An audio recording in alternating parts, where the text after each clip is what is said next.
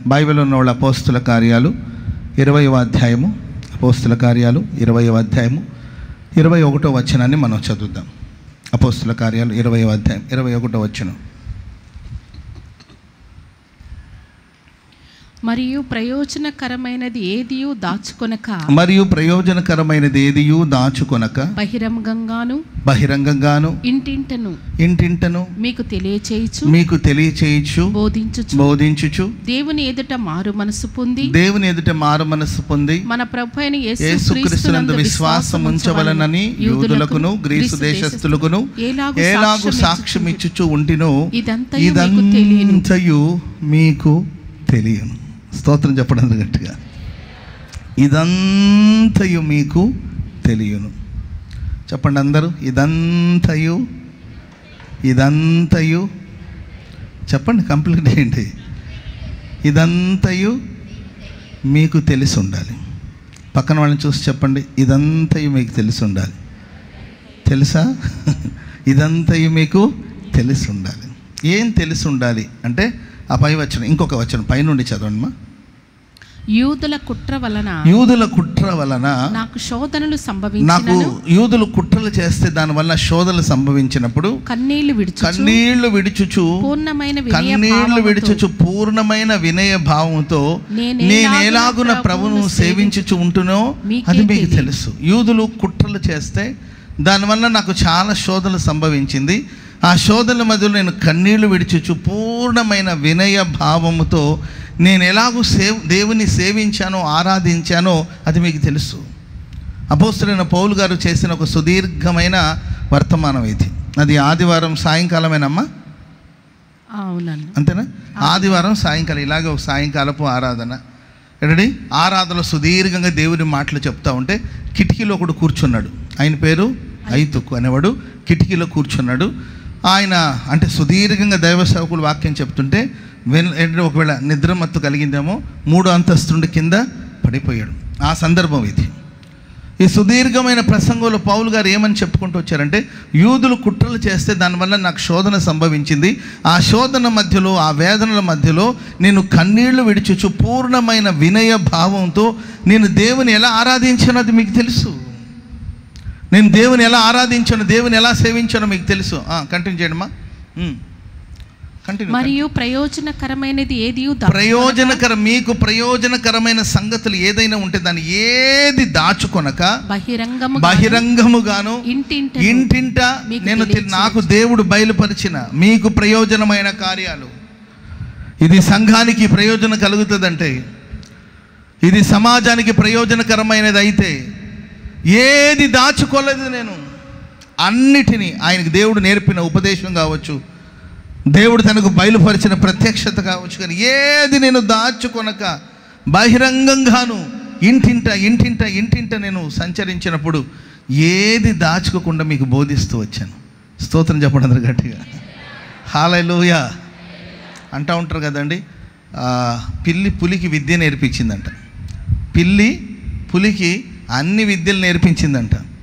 అన్నీ నేర్చుకున్న తర్వాత పిల్లి మీద తిరగబడిందంట. అప్పుడు పిల్లి పరుగున వెళ్ళి చెట్టెక్కి కూర్చొనిందంట.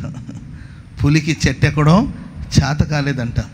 అప్పుడు చెట్టు మీద కూర్చున్న పిల్లి అంటదంట, పులిరాజా నీ సంగతి నాకు తెలుసురా, అన్నీ నేర్పించి చెట్టెక్కడం ఒకటి మాత్రం నీకు నేర్పించలేదు. నేర్పించుంటే నువ్వు నన్నే ఏదో కీడు చేసాడు కాబట్టి అన్నీ నేర్పించాను, కానీ చెట్టెక్కడం నేర్పించలేదని అన్నదంట పిల్లి. ప్రతి గురువు ఏదో దాచుకుంటాడు, అన్ని బయలుపరచకుండా ఏదో సంగతుల్ని దాచుకొని కొంతవరకే బయలుపరుస్తాడు. కానీ దైవజనుడు అయిన పౌలు గారు అంటారు, నేను మీకు ప్రయోజనం కలుగుతుందని అనుకుంటే ఏది దాచుకోకుండా అన్నిటిని బహిరంగంగాను ఇంటింట నేను సంచరించినప్పుడు సమస్తాన్ని మీకు నేను బయలుపరిచాను, తెలియచేశాను. మూడోదిగమ్మా, దేవుని ఎదుట మారు మనసు పొంది మన ప్రభువైన యేసుక్రీస్తు విశ్వాసం ఉంచవలనని యూదులకు చెప్పాను, గ్రీసు దేశస్థులకు నేను ఎలాగో సాక్ష్యం ఇచ్చుచూ ఉంటినో ఇదంతయు మీకు తెలియను. స్తోత్రం చెప్పండి అందరు గట్టిగా. హల్లెలూయా.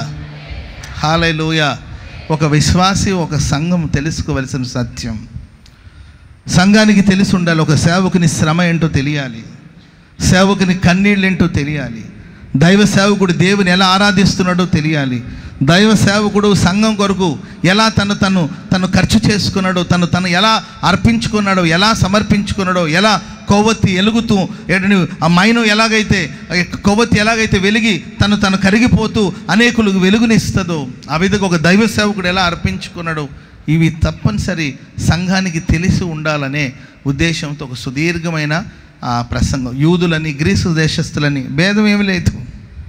డబ్బున్న వాళ్ళని డబ్బు లేని వాళ్ళని, బలవంతులని బలహీనులని, జ్ఞానులు జ్ఞానం లేని వాళ్ళని, బుద్ధివంతులు బుద్ధిహీనులని వ్యత్యాసం ఏమి లేకుండా అందరూ మారు మనసు పొందాలని బోధిస్తూ వచ్చాను. అందరికీ రక్షణ మార్గాన్ని బోధిస్తూ వచ్చాను. అందరికీ విశ్వాసాన్ని గురించి సాక్ష్యం ఇచ్చుచూ వచ్చాను. ఇవన్నీ కూడా సంగమా మీకు తెలియను, ఇదంతయు మీకు తెలియను. Praise the lord. సరే, ఒక 3 మాటలు చెప్పి నేను వర్తమానాన్ని ముగిస్తాను. ఒక విశ్వాసి కానీ, ఒక దైవ సేవకుడు కానీ, ఒక సంఘం కానీ తప్పనిసరి తెలుసుకొని ఉండవలసిన కార్యాలు చాలా ఉన్నాయి బైబిల్లో. నేను ఒక 2 లేకపోతే 3 మాటలు చెప్పి ముగిస్తాను. మనం తెలుసుకొని ఉండవలసిన కార్యాలు. కీర్తన గ్రంథం 56వ కీర్తన 9వ వచనం. కీర్తన గ్రంథం 56వ కీర్తన 9వ వాక్యం. నేను మొరపెట్టు దినమున నా శత్రులు వెనుకకు తిరుగుదురు, దేవుడు నా పక్షమున ఉన్నాడని నాకు తెలియను. స్తోత్రం చెప్పండి గట్టిగా. నేను మొరపెట్టినప్పుడు నా శత్రులు వెనుకకు తిరుగుతారు, దేవుడు నా పక్షాన ఉన్నాడని నాకు తెలియను. మనం తెలుసుకోవాల్సింది ఏం తెలుసండి? మనం ఆరాధిస్తున్న దేవుడు మన పక్షాన ఉన్నాడు. ఆమెను చెప్పండి గట్టిగా. పక్కన వాళ్ళని చూసి చెప్పండి, ఆయన మన పక్షాన ఉన్నాడు అని చెప్పండి. చేతులు పట్టుకుని చెప్పండి, ఆయన మన పక్షాన ఉన్నాడు. మనం మొరపెడితే శత్రులు వెనుకకు తిరుగుతారు. చప్పట్లు కొడుతూ దేవునికి స్తోత్రం, స్తోత్రం గట్టిగా. హల్లెలూయా. నీవు మొరపెట్టు దినమున, నీవు ప్రార్థన చేయు దినమున, నీవు ప్రార్థన చేస్తే ఏ శత్రువైన వెనక్కి వెళ్ళవలసిందే. ఎందుకంటే ఆయన మన పక్షమున ఉన్నాడు. కీర్తనకారుడైన దావీదు గ్రహించాడు, దేవుడు నా పక్షమున ఉన్నాడు అని నాకు ఇప్పుడు తెలిసింది. నేను ప్రార్థన చేసిన వెంటనే శత్రులు వెనకకు మళ్ళారు. శత్రు ఎవరైనా పర్వాలేదు, శత్రు ఎంతటి బలమైన వాడైనా సరే, శత్రు ఎంత మించిన బలము గలవాడైనా, మనకన్నా బలమైన వాడైనా, ఘనత పొందిన వాడైనా, మనం మొరపెడితే శత్రు వెనక్కి వెళ్ళాల్సిందే అంతే. ఎందుకంటే దేవుడు నా పక్షాన ఉన్నాడు. ఎవరో దేవుడు మీ పక్షాన ఉన్నాడని చెప్పడం కాదు. ఇప్పుడు హాస్పిటల్లో చెప్తా ఉంటారు, మీ దేవుడే కాపాడాడండి, మీ దేవుడు మీ పక్షాన ఉన్నాడండి అంటారు. కోర్టులో వాళ్ళు చెప్పొచ్చు, మీ దేవుడే మీ పక్షాన్ని నిలబడి న్యాయం తీర్చారండి, లేకపోతే మీకు న్యాయం జరిగేది కాదు. దేవుడే అద్భుతమైన సాక్ష్యాన్ని ఆ సమయానికి రప్పించి, ఆ సాక్ష్యాధారాలు లేకపోతే మీరు ఓడిపోయి ఉండేవాళ్ళు, దేవుడే మీ పక్షాన ఉన్నాడమ్మా అని అంటూ ఉంటారు. ప్రియమైన వాళ్ళారా, ఎవరో చెప్పడం కాదు, దేవుడు నా ప్రక్కన ఉన్నాడు, దేవుడు నా పక్షాన ఉన్నాడు అని మనకు తెలిసి ఉండాలి. స్తోత్రం చెప్పండి గట్టిగా. హల్లెలూయా. దేవుడు మన పక్షాన ఉండి ఏం చేస్తాడంటే, బైబిల్ ఇలా రాయబడిందండి, దేవుడు మన పక్షాన ఉండి యుద్ధం చేస్తాడంట. అది నిర్గమకాండం 13వ అధ్యాయమా 14వ అధ్యాయం 14వ వచనం. నిర్గమకాండం 14వ అధ్యాయం. యెహోవా మీ పక్షమున యుద్ధం చేస్తాడు, మీరు ఊరకయ ఉండవలనని ప్రజలతో చెప్పాడు మోషే గారు. యెహోవా మీ పక్షమున యుద్ధం చేస్తాడు. మన పక్షమై ఉండే దేవుడు పలు కార్యాలు చేస్తాడు. మన ఆలోచనలు సఫలం చేస్తాడు, మన కార్యాలు సఫలం చేస్తాడు, మన పక్షాన నుండి సమస్తాన్ని సమకూరుస్తాడు. అండ్ మన పక్షాన ఉన్న దేవుడు మన పక్షమై యుద్ధం చేస్తాడు, శత్రులు వెనక్కి మళ్ళుతారు. ఆమెను చెప్పండి గట్టిగా. ఈ సందర్భం ఏంటి అని మన బైబిల్లో చదువుతూ ఉంటే, ఇశ్రాయేలు ప్రజలు ఐగుప్తు దేశాన్ని విడిచి బయలుదేరి వస్తున్నప్పుడు పాలు తేలు ప్రవహించే దేశానికి నడిపిస్తానని ప్రభు చెప్తే, వాళ్ళు ప్రయాణమై వస్తూ ఉండగా శత్రులు విడిచినట్లే విడిచి, పొమ్మన్నట్లు చెప్పినట్లే చెప్పి వెంటనే వాళ్ళని తరుముతూ వచ్చారు. వెనకాల శత్రు సమూహము, ముందేమో ఎర్ర సముద్రము, ఇరువైపున పర్వతాలు. ఒకవైపున మనుషులు ఆవరించారు, వింటున్నారా? మనుషులు తరుముతున్నారు. ఇంకొక వైపున ప్రకృతి వాళ్ళకి వ్యతిరేకంగా ఉన్నాయి. ముందున్న సముద్రం కావచ్చు, ఇరువైపున పర్వతాలు కావచ్చు, ఎటు త్రోవ కనబట్లేదు, ఎటు మార్గం కనబట్లేదు. వెనక్కి వెళ్తే మనుషులు చేతులు పడతారు, ముందెళ్తే సముద్రంలో పడతారు, అటు ఇటున్న పర్వతాలు ఎక్కే శక్తి లేదు. ఏమి చేయాలో తోచని పరిస్థితుల్లో వాళ్ళు ఉన్నారు.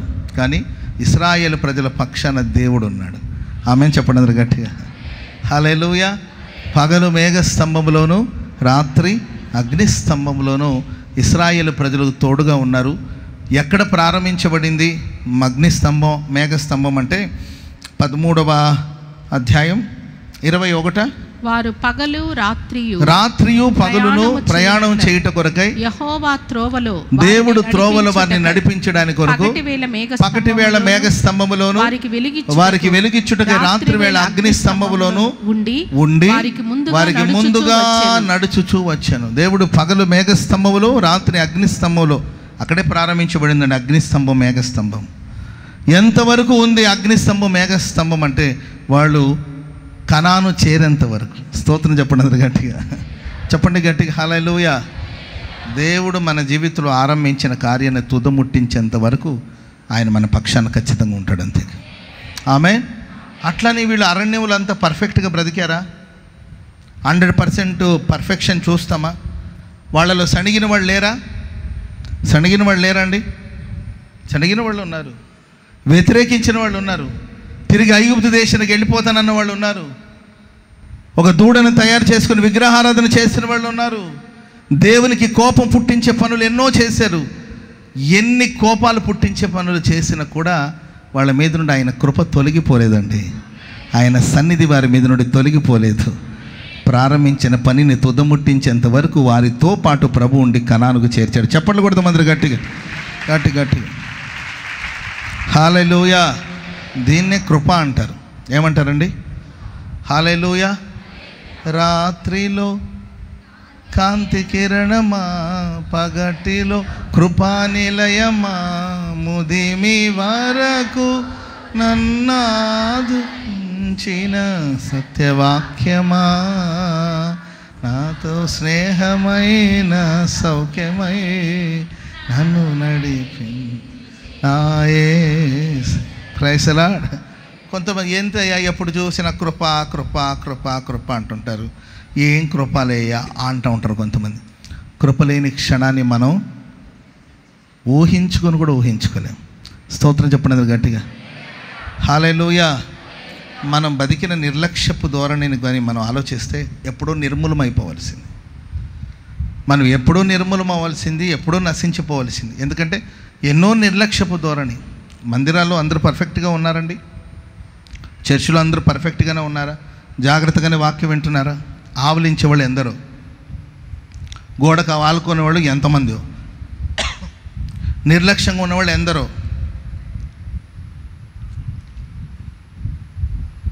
ఎంతమందికి మెసేజ్లు వస్తూనే ఉంటుంది ఫోన్లో. ప్రతీది కూడా దేవుడు పరీక్షించి చూసి తీర్పు కానీ ఇచ్చాడు అనుకోండి, ఏ ఒక్కడు నిలబడి ఇక్కడ. ప్రతీది కూడా దేవుడు పర్ఫెక్ట్గా ఉండాలని కోరుకుని ప్రతిదీ పిన్ టు పిన్ దేవుడు చూసుకుంటూ వచ్చాడు అనుకోండి, ఎంతమంది రాలిపోతారో తెలీదు, ఎంతమంది ఆయన శిక్షకు పాత్రలు అవుతారో తెలీదు, ఎంతమంది నశించిపోతారో కూడా తెలీదు. ఆయన కృప పగలు మేఘస్తంభములో, రాత్రి అగ్నిస్తంభంలో మన పితరులకు తోడుగా ఉన్న దేవుడు మనకు తోడుగా ఉండి మన పక్షమై ఉండి ఆయన మనల్ని నడిపిస్తూ ఉన్నాడు. అట్లని తప్పులు చేయమని కాదండి. ఆయన ప్రేమ, ఆయన కనికరం. ఈరోజు మనం నిర్మూలం కాకుండా ఉన్నామంటే అది ఉచితమైన ఆయన కృప మాత్రమే. Praise the lord. హల్లెలూయా. సీమోను సాతానుడు నిన్ను పట్టుకొని గోధుమలను జల్లించినట్లు నిన్ను జల్లించాలని కోరుకున్నాడు, కానీ నీ విశ్వాసం నమ్మిక తప్పిపోకున్నట్లు నేను ప్రార్థన చేశాను. సాతాను గాడికి నేను అప్పగించలేదు. గోధుమలు జల్లించడం అంటే ఏం చెప్పండి? జల్లించడం అంటే ఏంటమ్మా టీచర్ గారు?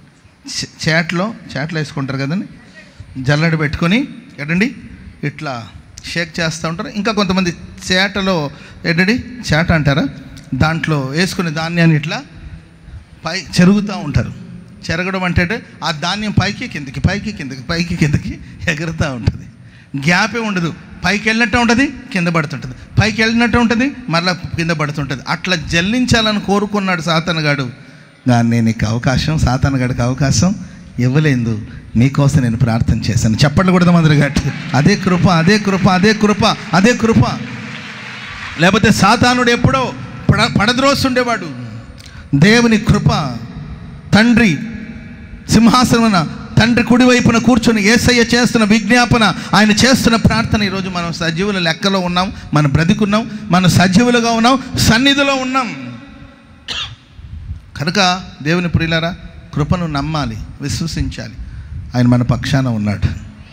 కొంతమంది కృప లేదు, గిప లేదు, ప్రార్థన లేదు, కీర్తన లేదు, దేవుడు లేడు, గీవుడు లేడు అంటూ ఉంటారు.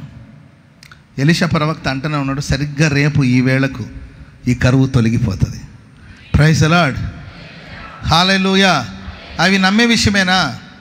నమ్మే విషయమేనండి. ఎందుకంటే దేశంలో కరువు, షోమ్రోను పట్టణంత కరువు, మనుషులు చంపుకొని తింటున్నారు. రేపంతా సాల్వ్ అయిపోతుంది ప్రాబ్లం అంటే ఎవడు నమ్ముతాడు చెప్పండి? ఎవడన్నా నమ్మగలుగుతాడా? రేపటికంతా అయిపోతుంది అని అంటే ఎవరు నమ్ముతారు చెప్పండి? తిండి లేదు, మనుషులు చంపుకొని తినేంత కరువు. అయిపోతుందండి రేపటికంటే ఎవడు నమ్ముతాడు చెప్పండి? ఎక్కడి నుండి వస్తుంది? ఆధారం ఏంటి? అందరి మనసులో క్వశ్చన్స్ ఉన్నాయి, అందరి మనసులో ప్రశ్న ఉంది, అందరి మనసులో అనుమానాలు ఉన్నాయి. కానీ అనుమానం ఉన్న వాళ్ళందరూ ఏమో మనకు తెలియదు కదా. దేవుని కృప, ప్రైజ్ ది లార్డ్. ఒకడు మాత్రం ఆకాశపు కిటికీలు తెరిచినా ఇలా జరగదన్నాడు. అందరు నోరు మూసుకున్నప్పుడు నువ్వు కూడా నోరు మూసుకోవచ్చుగా. అందరూ మౌనంగా ఉన్నారు కదా. సరే, మనసులో ఎన్ని సంశయాలు ఉన్నా, అనుమానాలు ఉన్నా మౌనంగా ఉన్నారు. ఏమో దేవుడు చేస్తాడేమో అన్నట్లు మౌనంగా. ఒకడు మాత్రం దాన్ని ప్రశ్నించాడు. అప్పుడు దైవజనుడు అన్నాడు, నువ్వు చూస్తావు కానీ దాన్ని అనుభవించు. మరుసటి రోజు వచ్చాడు వాడు. మరుసటి రోజు చనిపోయాడండి. ఆయన చూశాడు కానీ దాన్ని అనుభవించలే. కాబట్టి దేవుని కార్యాలని, దేవుని కృపను ప్రశ్నించవద్దు. ఆ కృప మనల్ని మేఘస్తంభంలో, అగ్నిస్తంభంలో దేవుడు వారితో ఉన్నాడు. మోషే గారు అంటున్నారు, ఆయన మీ పక్షమున ఉండి యుద్ధం చేస్తాడు. ఆమెను చెప్పండి అందరూ గట్టిగా, హల్లెలూయా. ఆయన మన పక్షాన నుండి ఏం చేస్తాడండి? యుద్ధం చేస్తాడు. 14వ అధ్యాయం మొదటి వచనం చదవండి. నిర్గమకాండం 14వ అధ్యాయం. మరియు యెహోవా మోషేతో ఇలాగు సెలవిచ్చెను, ఇశ్రాయేలీయులు తిరిగి పీహహీరోతు ఎదుటను మిగ్దోలుకు సముద్రమునకును, ఎక్కడికమ్మా? మిగ్దోలునకు,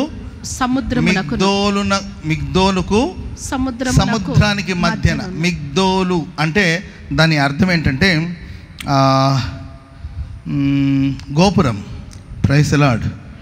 ఏం గోపురం అంటే కావలి గోపురం. ఏ గోపురం? సరే, అక్కడేం ఉండదు, మిగ్దోల్ అనే మాట ఉంటుంది. కావలి గోపురం అని మీరు వెతుకుతున్నారేమో, అక్కడ ఉండదు. తలల పైకి ఎత్తి వినండి. కావలి గోపురం. ఏ గోపురం అండి? కావలి గోపురానికి సముద్రానికి మధ్యన ఏంటండి? బయల్సే ఫోను, టెలిఫోన్ కాదు, బయల్సే ఫోన్కి ఎదురుగా వాళ్ళందరూ దిగాలి. స్తోత్రం చెప్పండి అందరూ గట్టిగా, హల్లెలూయా. ఏంటి? బయల్సెఫోను ఎదుటను మిగ్దోలు అనే మాటకి అర్థం ఏంటంటే కావలి గోపురం. Praise the lord. ఈ కావలి గోపురం యొక్క విషయం ఏంటి అని మనం ఆలోచిస్తే, ఎర్ర సముద్రానికి ఎదురుగా ఈ కావలి గోపురం ఉంటుంది. కావలి గోపురం మీద కావలివాడు ఎదురు చూస్తూ ఉంటాడండి, కాపలా కాస్తూ ఉంటాడు. ఎవరైనా సముద్రం మార్గం నుండి శత్రువులు వచ్చారనుకోండి, వెంటనే ఆయన ఏం చేస్తాడంటే ఆ కావలి గోపురం మీద నుండి ఆయన అగ్ని ముట్టిస్తాడు, అగ్నిని రాజేస్తాడు. అక్కడ ఏదో మొత్తం దివిటి కానీ ఏదో ఒకటి అగ్నిని రాజేస్తే ఈ అగ్ని ఇంకొక కావలి గోపురంలో ఉన్న వాళ్ళు కనబడుతుంది. వెంటనే వాళ్ళు అక్కడ అగ్నిని ముట్టిస్తారు. అక్కడ ఇంకొక గోపురం ఉంటుంది, వాళ్ళకి ఇది కనిపిస్తుంది, వాళ్ళు అగ్నిని ముట్టిస్తారు. ఇలా అది రాజనగరం దాకా సందేశాన్ని అందించడానికి కొరకు, శత్రువులు వచ్చినప్పుడు సందేశాన్ని అందించడానికి కోసం ఈ కావలి గోపురాలు అక్కడక్కడక్కడ ఉంటుందండి. దేవుడు అంటాడు, ఈ గోపురానికి సముద్రానికి మధ్యలో బయల్సెఫోను అనే దానికి ఎదురుగా వీళ్ళు దిగాలి. స్తోత్రం చెప్పండి అందరు గట్టిగా. బయల్సెఫోన్ అంటే దానికి అర్థం ఏంటంటే ఐగుప్తు దేశపు యొక్క దేవత, యుద్ధ దేవత. ఏ దేవత అండి? యుద్ధ దేవత. ఒకవైపున కావలి గోపురం, మరొకవైపున ఆ ఐగుప్తు దేశం యొక్క యుద్ధ దేవత, మరొకవైన సముద్రం. వీటి మధ్యలో ప్రభు నిలబడం అన్నాడు. స్తోత్రం చెప్పండి అందరు గట్టిగా. నేను మీ పక్షాన ఉండి యుద్ధం చేస్తాను. చెప్పండి కూడా మొదలు గట్టిగా. వాళ్ళకి సందేశాలు అందించే వాళ్ళు ఉండొచ్చు, వాళ్ళకి యుద్ధ దేవతలు ఉండొచ్చు, కానీ నేను మీ పక్షాన నిలబడి ఎర్ర సముద్రాన్ని పాయలు చేసి ఆరిన నేలపై మిమ్మల్ని నడిపిస్తాను. చెప్పండి కూడా దేవునికి స్తోత్రం చెప్పండి అందరూ గట్టి. మనం ఆరాధించే దేవుడు సమస్యలు వచ్చినప్పుడు, శ్రమలు వచ్చినప్పుడు దాన్ని చూసి పారిపోమ్మని చెప్పడండి. ప్రభువా ఇదేంటి నాయనా, ఒకవైపునేమో కావలి గోపురాలు ఉన్నాయి, వాళ్ళకి న్యూస్ వెళ్ళిపోతుంది. న్యూస్ ఎప్పుడప్పుడు వెళ్ళిపోతూ ఉంటుంది, తుమ్మినా దగ్గినా సీదినా ఈదినా. ఎలా తెలుస్తుందో తెలియట్లేదు. తెలియని ఏమైంది? స్తోత్రం చెప్పండి గట్టిగా కదా. ఎలా తెలుస్తుందో తెలియట్లేదు పాస్టర్ గారు, మేము అంతా తలుపులన్నీ వేసుకొని మాట్లాడుకున్నాం, ఈ న్యూస్ ఎలా బయటకు వెళ్ళిందో తెలియని తప్పేమని చెప్పండి. కొన్ని గోపురాలు ఉంటాయి, కావలి గోపురం, ఇదే పని. ఇంకా ప్రైజ్ లార్డ్. అక్క దగ్గింది, అన్న తుమ్మాడు, పిల్ల ఏడ్చింది, అర్థమైందండి, కుక్క మొరిగింది, పాములు బుసలు కొట్టింది చెప్పుకొని కావలి గోపురాలు ఉంటాయి. కావలి గోపురాన్ని తప్పించుకొని తిరగమని చెప్పాల. అక్కడే వచ్చి బస చేయండి, అక్కడే దిగండి, ఏం పర్వాలేదు. అయ్యా న్యూస్ వెళ్ళిపోతుంది, అయ్యా న్యూస్ అవుని న్యూస్ ఛానల్ ఉన్ని ఏమైంది, ఆ ఛానల్ ముందే మీరు దిగండి. ఎందుకంటే మీ పక్షాన యుద్ధం చేసేది నేను. చెప్పండి కూడా మందరు గట్టిగా, మీ పక్షాన నేను యుద్ధం చేస్తాను. దేవుడు మన పక్షమున ఉన్నాడని మనకు తెలియాలి. ఆయన మన పక్షమున ఉన్నప్పుడు యుద్ధం చేస్తాడు. బయల్సెఫోన్ అని ఒక పెద్ద కొండ, ఆ కొండ మీద వాళ్ళ దేవత, యుద్ధ దేవత. వాళ్ళ నమ్మకం ఏంటంటే ఆ దేవత వల్లే మాకు జయం కలుగుతుందని. ఒక పర్వతం, ఆ పర్వతం మీద ఒక దేవతా విగ్రహం. ఏంటంటే వాళ్ళ యుద్ధాల్లో వాళ్ళకి విజయం ఇచ్చే దేవత. కానీ ఎవరైనా కానీ ప్రభు వాళ్ళ దేవత అటువైపు ఉంది, కావలి గోపురం ఇటువైపు ఉంది, మమ్మను దానికి ఎదురుగా నిలబడమంటాం. ఏంటంటే నిలబడండి, ఎందుకంటే మీ పక్షాన్ని యుద్ధం చేసేది నేను. స్తోత్రం చెప్పడం గట్టిగా.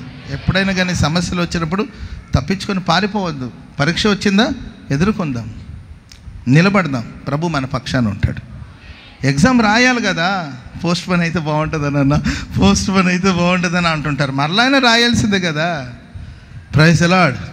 కొంతమంది నన్ను ప్రార్థన చేయడన్నా, ఎగ్జామ్స్ వచ్చేసిందన్న, కొంచెం పోస్ట్ పోన్ అయితే బాగుంటుందన్నా, నేను ఇంకా ప్రిపేర్ అవ్వలేదన్నా, అసలు ఇంకా 4 పేజీలు చదవాల్సి అంటూ ఉంటారు. ఎప్పటికైనా రాయాల్సింది కదా, రాద్దాం. Praise the lord. అన్న ప్రార్థన చేయండి అన్న, నాకు పెళ్ళి అంటే భయం వేస్తుందన్న. వయసు ఎంత? 32. ఇంకా భయం ఏంటో, ఒకటే భయం అన్న, పెళ్ళి అంటే నాకు తెలియదు అంటే తెలుసుకుంటావు. 13 ఏళ్ళకి పెళ్లి చేసుకొని జీవితాలు తెలుసుకుని వాళ్ళు లేరా? నీకు 32, ఇంకా భయం ఏంటి? Praise the lord. సమస్యలు, పోరాటాలు ఏదైనా వచ్చినప్పుడు దేవుడు ఆ సమస్య దగ్గర ఉండి పారిపోమ్మని కాదు, అంటే పెళ్ళి సమస్య అని కాదు అని అర్థం.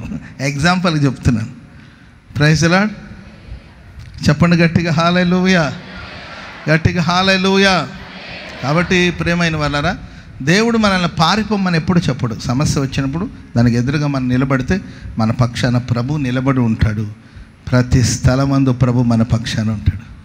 మహారాజుగా నా తోడువై నిలిచావు ప్రతి స్థలమున, నా భారము నీవు మోయగా సులువాయే నా పయణము. మహారాజుగా నా తోడువై నిలిచావు ప్రతి స్థలమునా, నా భారము నీవు మోయ సులువాయే నా పయణము. హల్లెలూయా.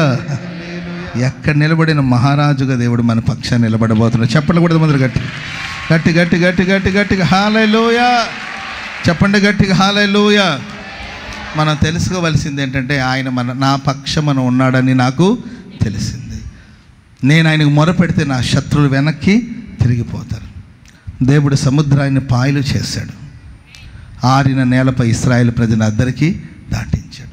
కొన్నిసార్లు మనుషులు ముట్టడి వేయవచ్చు, కొన్నిసార్లు ప్రకృతి కూడా మనకు వ్యతిరేకంగా మారిపోవచ్చు. ప్రకృతి కూడా మనకు వ్యతిరేకంగా, విరుద్ధమైన పరిస్థితులు, వ్యతిరేకమైన కార్యాలు, అన్ని మార్గాలు మూయబడినట్లు మనకు అనిపించవచ్చు. కానీ ఆకాశ ద్వారం తెరవబడి ఉందండి. ఆ స్థలంలోనికి మేఘస్తంభముగా దేవుడు దిగి వచ్చాడు. హల్లెలూయా. అగ్ని స్తంభముగా దిగి వచ్చాడు. ఆమేన్. మేఘస్తంభం అంటే నేను గతంలో మీకు గొడుగు అని చెప్పాను. ఎలా ఉంటుందండి? ఒక గొడుగులాగా ఉండేది. ఇంకా చెప్పాలంటే ఒక బౌల్, ప్రైజ్ అలాడ్, ఏ బౌల్ అందాం,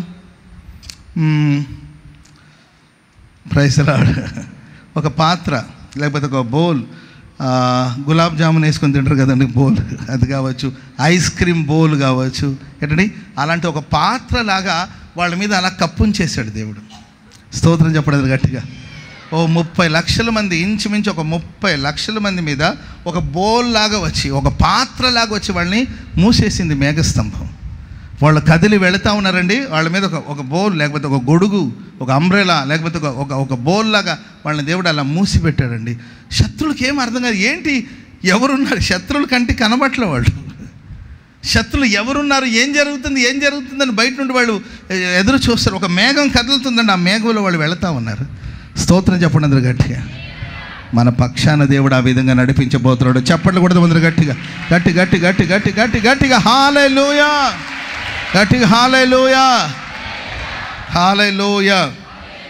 మొదటి మాట, దేవుడు నా పక్షమున ఉన్నాడని నాకు తెలియను, నేను ఆయనకు మొరపెట్టిన దినమున నా శత్రువులు వెనక్కి మళ్ళుతారు. రెండో మాట త్వరగా చదవండి. యోబు గ్రంథం 5వ అధ్యాయము 25వ వాక్యం. యోబు గ్రంథం 5వ అధ్యాయం 25వ వాక్యం. మరియు నీ సంతానం విస్తారమగుననియు నీ కుటుంబస్తులందరూ భూమి మీద పచ్చిక వలె విస్తరించుదురని నీకు తెలియను. చూడండి, మరియు నీ సంతానం విస్తారమగుననియు నీ కుటుంబ సభ్యులు భూమి మీద పచ్చిక వలె విస్తరిస్తారనియు నీకు తెలియను. వాటి కాలమున ధాన్యపు పనులు ఇల్లును చేరునట్లు పూర్ణ వయస్సు గలవాడై సమాధికి చేరుతావు. ఇది నీవు తెలిసి ఉండాలి. స్తోత్రం చెప్పండి అందరు గట్టిగా. ఇంకొకసారి ఆ వాక్యాన్ని ఏంటన్నా, వాటి కాలము మరియు నీ సంతానము విస్తారం, మీ సంతతిని దేవుడు విస్తారంగా ఆశీర్వదించునుగాక. మీ కుటుంబ సభ్యులు భూమి మీద పచ్చిక వలె విస్తరించుదురుగాక, పచ్చిక వలె విస్తరించుదురుగాక, పచ్చిక వలె విస్తరించుదురుగాక. వాటి కాలమున ధాన్యపు పనులు ఇల్లును చేరునట్లు పూర్ణ వయస్సు గలవాళ్ళై మనం దేవుని సన్నిధికి చేరుతాం. సమాధికి అనడం కన్నా పరలోక రాజ్యానికి చేరుతాం. పూర్ణ వయస్సు, ప్రైజ్ లార్డ్. అకాల మరణాలు, మధ్యలో పుట్టుక్కని ప్రాణం పోయింది, గుటుక్కని నీళ్లు తాగాడు, పుట్టుక్కని ప్రాణం పోయింది, ఇట్లా కాదు. పూర్ణ వయస్సు గల ధాన్యం ఏ విధంగా అయితే, ధాన్యపు పనులు ఏ విధంగా అయితే ఇల్లును చేరుతుందో అలా పూర్ణ వయస్సులో పరిపూర్ణమైన ఆరోగ్యంగా దేవుని సన్నిధికి మనం చేరతామని మనకు తెలిసి ఉండాలి. మన సంతానాన్ని దేవుడు ఆశీర్వదిస్తాడు, విస్తరింపజేస్తాడు. మన కుటుంబ సభ్యులు పచ్చిక వలె విస్తరిస్తారంట. ఆమెను చెప్పండి గట్టిగా. గడ్డి 4 చినుకులు పడితే చాలు, దానికి ఎరువేయాలనో దానికి ఏదో మనం ప్రొటెక్ట్ చేయాల్సిన అవసరం. గడ్డి చూడండి, 4 రోజులు మీరు పట్టించుకోకుండా ఉండండి, అంతే. గడ్డి మొలిసి అలాగే పచ్చిగా విస్తరిస్తూ ఉంటుంది, పచ్చగా విస్తరిస్తూ ఉంటుంది. మీ సంతతిని దేవుడు ఆ విధంగా విస్తరింప చేయనుగాక. హల్లెలూయా. నీకే అపాయం రాదు, నీ కుటుంబానికి నీ గుడారానికి ఏ తెగుళ్ళు రావండి. నిన్ను ప్రభు సురక్షితం కాపాడుతాడు, నీ కుటుంబాన్ని సురక్షితం కాపాడుతాడు, నీకు దీర్ఘాయువుని దేవుడు దయచేస్తాడు. మంచి వృద్ధాప్యంలోనే మనం ప్రభు సన్నిధికి వెళ్ళబోతున్నాం. చప్పట్లు కొడుతూ ప్రభుకు స్తోత్రం చెప్పండి గట్టిగా. ఇది మనకు తెలిసి ఉండాలి, ఇది మనకు తెలిసి ఉండాలి. నిన్ను గురించి, నీ కుటుంబాన్ని గురించి, నీ పిల్లల గురించిన ఒక ప్రత్యక్షత నీకు దేవుడు అనుగ్రహించునుగాక. హల్లెలూయా. 18వ వచనం కూడా చదవండి. 5:18. ఆయనే గాయం చేస్తాడు, గాయమును కట్టును. ఆయనే గాయం చేస్తాడు, ఆయనే గాయం కడతాడు. ఆయన గాయము చేయును, ఆయనే గాయాలు చేస్తాడు, ఆయన చేతులే స్వస్థప. ఇది మనకు తెలిసి ఉండాలి. గాయం చేసేవాడు ఆయనే, గాయం కట్టేవాడు ఆయన. Praise lord. దెబ్బలేసేది నానే, ఐస్ క్రీమ్ కొనిపెట్టేది నాయనే. ఆమె దెబ్బలేస్తాడా, మనం ఏడుస్తూ ఉంటామా? ఏంటండి, సారీ కూడా అడుగు నాన్న, ఎందుకంటే ఆ హోదా అలాంటిది. సర్లేరా సారీ లేరా అండు, అటు ఇటు చూస్తూ ఉంటాడు, అటు పోతుంటే ఇటు వస్తుంటాడు, మనమేమో ఏడుస్తూ ఉంటాం.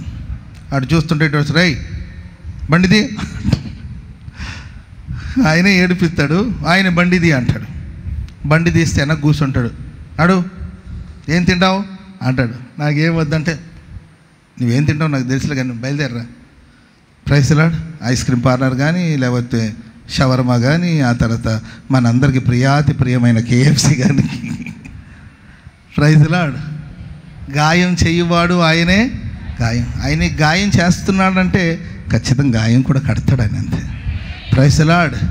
నీ సంతతిని ఆశీర్వదిస్తాడు. నీ సంతతి పచ్చికలాగా విస్తరించబడుతుంది. బలహీనత రావచ్చు, ఆ బలహీనతలో బలపరచేవాడు ఆయనే. కృంగిపోయే పరిస్థితి రావచ్చు, కృంగినప్పుడు మనం లేవనెత్తేది కూడా ఆయనే. హల్లెలూయా. కొన్నిసార్లు ఆయన ఏడిపిస్తాడేమో, ఆయన మన కన్నీళ్ళు తుడుస్తాడు. అండ్ కింద వచనాలని చదివితే చదవండి అమ్మా. 6 బాధలలో నుండి ఆయన నిన్ను విడిపించి. 6 రకాలైన బాధలు ఉన్నాయంట, వాటిల నుండి ఆయన నిన్ను విడిపిస్తాడు. 7వ వచ్చినా ఏం పర్వాలేదు, నీవు భయపడాల్సిన అవసరం లేదు.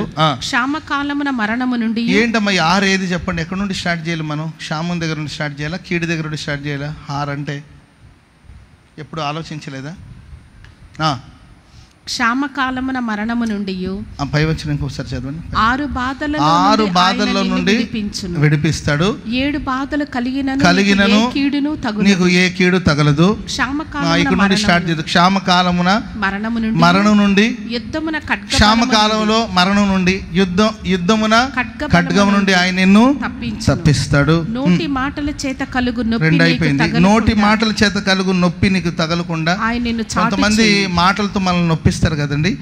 వాళ్ళు మనల్ని మాటలతో నొప్పించేటప్పుడు అబ్బా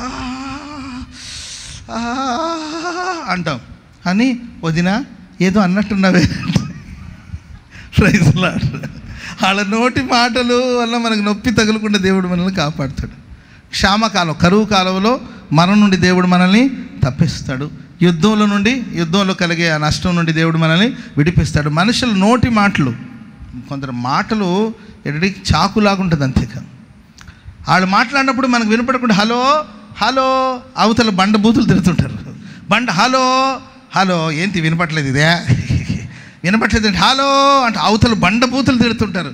హలో హలో హలో అంటే నటించమని కాదండి, అనుకోకుండా దేవుడు ఆ టైంలో టవర్కి వైరస్ పుట్టిస్తారు, అంతే. నోటి మాటల ద్వారా కలిగే నొప్పి మనకు కలగకుండా ప్రభు మనల్ని తప్పిస్తాడు. ఎంత గొప్ప దేవుడు అండి. స్తోత్రం చెప్పడం గట్టిగా.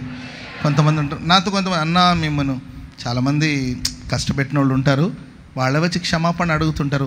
వాళ్ళు కష్టపెట్టినప్పుడు మనకు బాధ లేదు, వాళ్ళు మనల్ని క్షమాపణ అడిగినప్పుడు మనం సంతోషించేది లేదు. Praise the lord. హల్లెలూయా. చాలామంది వచ్చి చెప్తుంటారు, అన్న క్షమించండి అన్న, మేము అనరాని మాటలు నీవు ఎప్పుడు అన్నావు అన్న, అనరాని మాటలు అన్నానన్న అంటుంటారు. ఎప్పుడన్నావు బ్రదర్ నీవు, అసలు ఎక్కడన్నావు, ఎప్పుడన్నావు అంటే అన్నానన్నా నిన్ను అంటుంటారు. ఏమో తమ్ముడు నాకు గుర్తులేదు నాయన నాకు అంటాను. అంటే ఆ మాటల వలన నొప్పి తగులకుండా నన్ను ప్రభు సన్నిధి చాటు నన్ను దాచుకొనుంటున్నాడు. స్తోత్రం చెప్పడం గట్టిగా హల్లెలూయా. వాళ్ళే అంటారు, వాళ్ళే పశ్చాత్తాపడతారు, వాళ్ళే కన్నీళ్ళు పెట్టుకుంటారు, వాళ్ళే సారీ చెప్తారు. ఆమేన్. ఇంకమ్మా ప్రళయం వచ్చిన నీవు దానికి భయపడ. ఒకటే ఉరుములు, ఒకటే మెరుపులు. బాబోయ్, నేను ఈ మధ్యకాలంలో ఎప్పుడు చూడలేదండి. వర్షం స్టార్ట్ అయితే చాలు ఒకటే మెరుపులు, ఉరుములు, పిడుగులు. Praise the lord.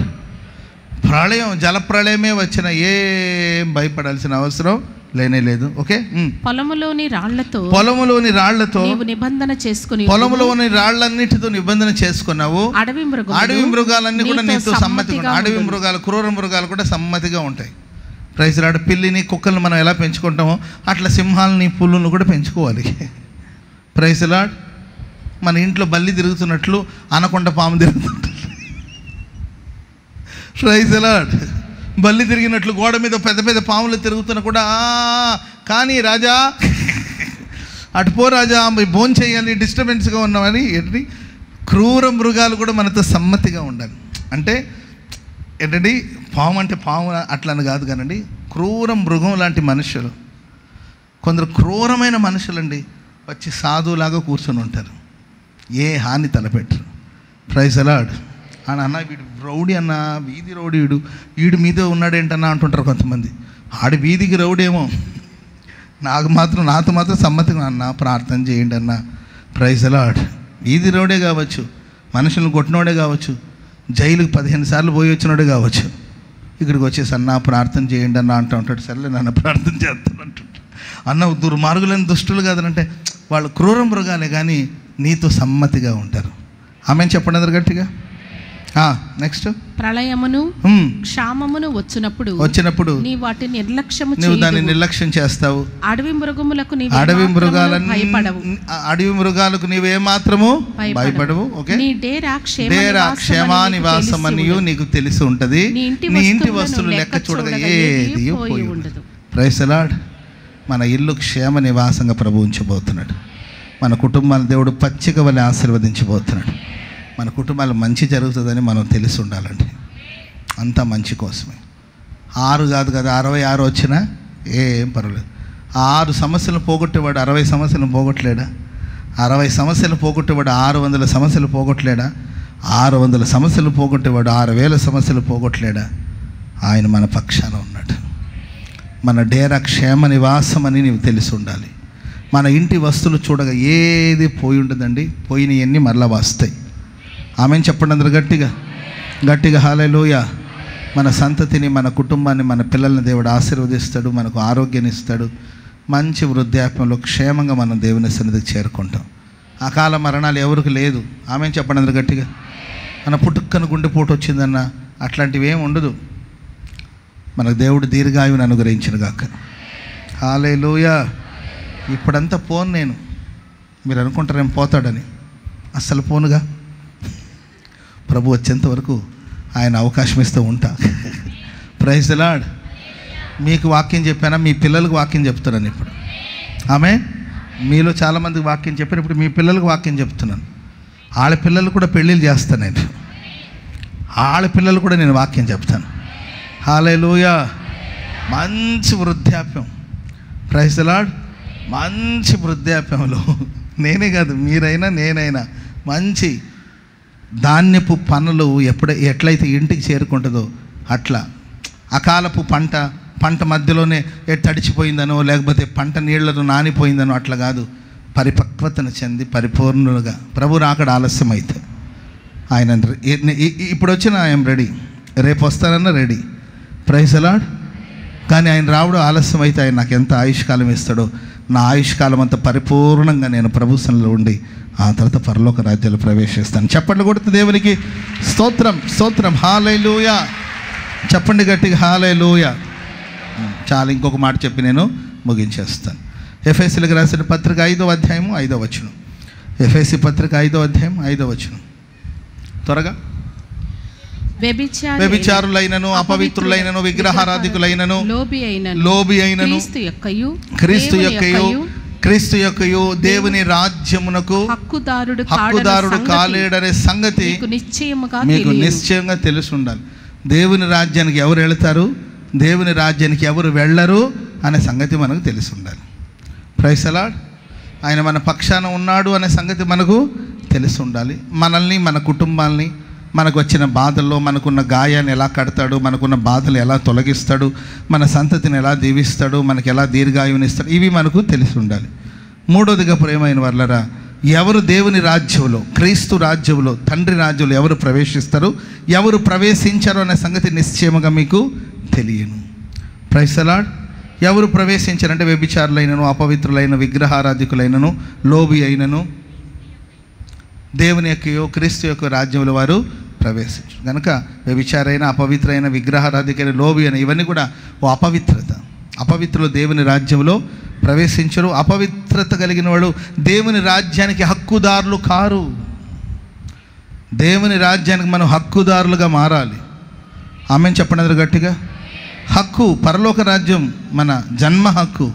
స్తోత్రం చెప్పండి అందరూ గట్టిగా గట్టిగా హల్లెలూయా. ఒక హక్కును సంపాదించాలి.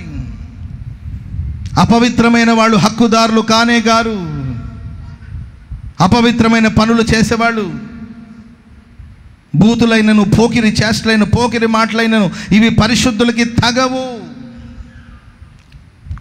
పరిశుద్ధులకు తగినట్లుగా మనం నడుచుకోవాలి. అపవిత్రమైన కార్యక్రమాలని విడిచిపెట్టాలి. యవనస్తులారా, నిన్ను నువ్వు పవిత్రంగా ఉంచుకోవాలి. యవన పిల్లలారా, మిమ్మల్ని మీరు పవిత్రంగా కాచుకోవాలి.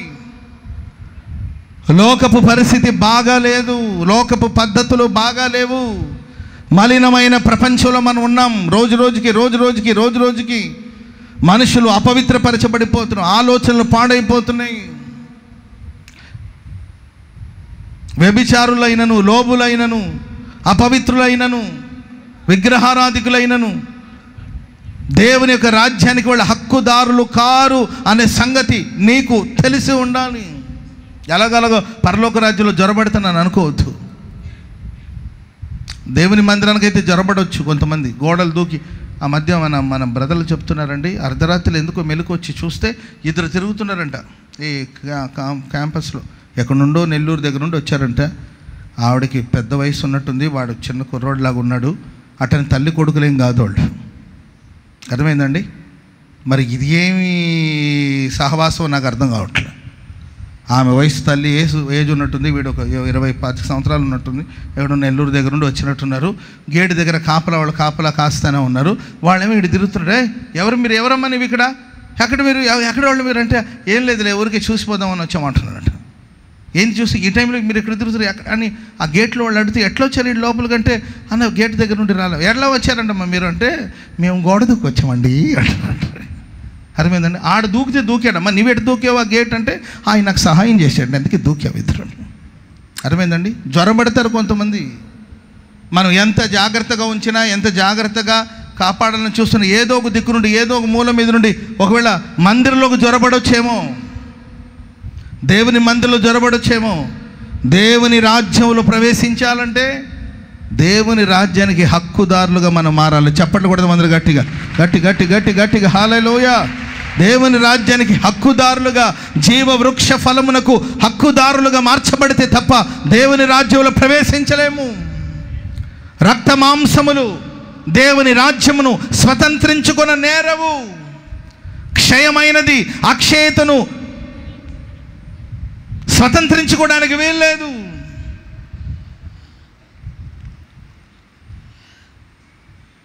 కనుక దేవుని బిడ్డలారా, ఒక హక్కుని సంపాదించాలి, దేవుని రాజ్యంలో మనం ప్రవేశించాలి. అపవిత్రులు ఎవరు దేవుని రాజ్యంలో? హల్లెలూయా. అసహ్యమైనది నిషిద్ధమైనది చేయువారు ఎవరు దానిలో లేనే లేరు, ఎవరు దానిలో లేనే లేరు. ఆనందమానందమానందమే, ఆనందమానందమానందమే. నూతన యెరూషలేము పట్టణము పెండ్లికై అలంకరింపబడుచున్నది. అసహ్యమైనది నిషిద్ధమైనది చేయువారు ఎవరు దానిలో లేనే. ఎంత అద్భుతంగా రాశారండి, ఎంత అద్భుతమైన మాటలు. Praise the lord. ఎవ్వరు దానిలో లేనే లేరు. ఆనందమానందమానందమే. నూతన యెరూషలేము పట్టణము పెండ్లికై అలంకరించబడుచున్నది. దేవుని దాసులు ఆయనను సేవించుచు ముఖదర్శనము చేయుచునుందురు, ముఖదర్శనము చేయుచునుందురు. ఆనందమానందమానంద. దేవుని దాసులు ఆయన్ని ఆరాధిస్తూ ఆయన ముఖదర్శనం చేస్తుంటారండి. హల్లెలూయా. ఎంత గొప్ప భాగ్యం అండి. హల్లెలూయా. కనుక ఎవరు దేవుని రాజులు? అందరు గుంపులుగా వెళ్ళిపోదామని అనుకోవచ్చు. చర్చికి వచ్చాం కదా, చిల్లర చందాలు వేసాముగా, సాయంత్రం ఆరాధనకు వచ్చాం కదా, చల్లటి గాలిలో కూర్చున్నాముగా, ప్రైజ్ ది లార్డ్. మధ్యాహ్నం మజ్జిగ తాగాముగా, రాత్రి టీ తాగాముగా, పాటలు పాడేటప్పుడు చప్పట్లు కొట్టాముగా, బాగానే ఎగిరాము కదా. నీవేడ ఎగిరావే? అవసరమైతే అది చూసు, ఆ యూట్యూబ్లో చూడు, నేను ఎగురుతున్నట్లు కనబడుతుంది అట్లా. అర్థమైందండి? పాటలు పాడాముగా, మమ్మల్ని ఫోటోలు తీశారుగా. వీళ్ళందరూ పోరండి అపవిత్రమైన కార్యాలు చేయి వారికి హక్కు లేదు. ఎందుకు పరిశుద్ధంగా బ్రతకాలి చెప్పండి? కంటి చూపులు, నోటి మాటలు, హృదయ ధ్యానం, ఆలోచనలను ఎందుకు పవిత్రంగా బతకాలి చెప్పండి? అందరూ ఉండేది ఒకే లైఫ్, ఎంజాయ్ చేయండి అని విచ్చలవిడిగా బ్రతుకుతున్నారు లోకంలో యవనస్తులు. మనం ఏంటి ఇలా ఉన్నామని మీకు అనిపించవచ్చు. మమ్మీ మనం ఎందుకు ఇలా ఉండాలి? వాళ్ళు చూడండి నా ఫ్రెండ్స్ ఎలా ఉన్నారు. డాడీ మనం ఎందుకు ఇలా ఉండాలి డాడీ? ఆదివారం అయితే మన చర్చికి వెళ్తూ నా ఫ్రెండ్స్ ఎలా ఉన్నారు అని అనొచ్చు. పిల్లలారా మీరు, మనం ఎవరు తెలుసండి? పరలోక రాజ్యానికి హక్కుదారులు. స్తోత్రం చెప్పండి అందరు గట్టిగా. హల్లెలూయా. మనం యేసుక్రీస్తు రక్తమనే క్రయధనం ద్వారా కొనబడిన వారు. రక్తమనే క్రయధనం ద్వారా కొనబడిన వారు. పరలోక రాజ్యపు వారసులు మనం. Praise the lord. సో మన పరలోక రాజ్యానికి హక్కుదారులని తెలిసి ఉండాలి మనకు. దేవుడి మాటలు మన వినికిడిలో స్థిరపరిచి ఆశీర్వదించుగాక.